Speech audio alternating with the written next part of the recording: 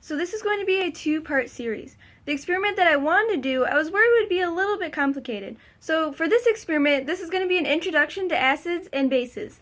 And we're going to use this 365 science, projects, and activities. Experiment 11, neutralize me. I'm sure you've heard of an acid, right? Well, you have your strong acids, like stomach acid, that can burn through things. And then you have your weaker acids, like milk or rainwater. Now, a base is like the opposite of an acid. Most of your household cleaning products are a base. Now you have your bleach that is a strong base, and then your baking soda, which is a weak base. Since we are working with simple household products, it's not necessary to wear our safety equipment.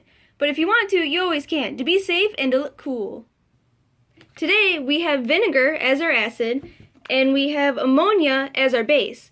Now, if you don't have these lying around the house, I got both of these for $1 at the dollar store. And then we have purple cabbage juice, that's our indicator. That will let us know whether it's an acid or a base because it'll change color. To make purple cabbage juice, all you have to do is chop up some chunks of purple cabbage and boil it for 10 to 15 minutes. Strain it and let it cool. And there you go. And you can even refrigerate it for future use. So, what do you think will happen when we put our bluish purple cabbage juice into our vinegar? Do you think it'll change color? Well, let's find out.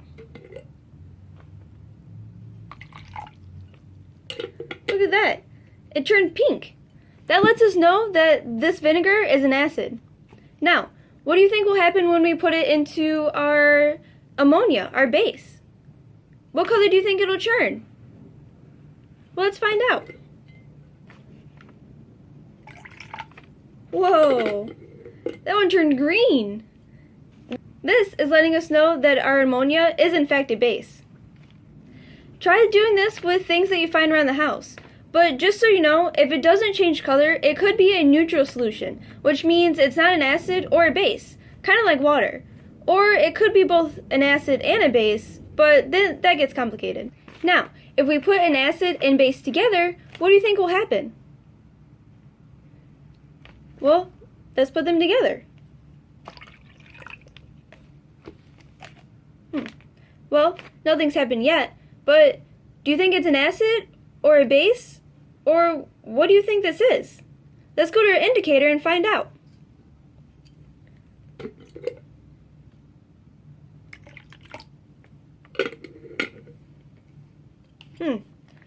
Well, that turned a purple color. So what does that mean?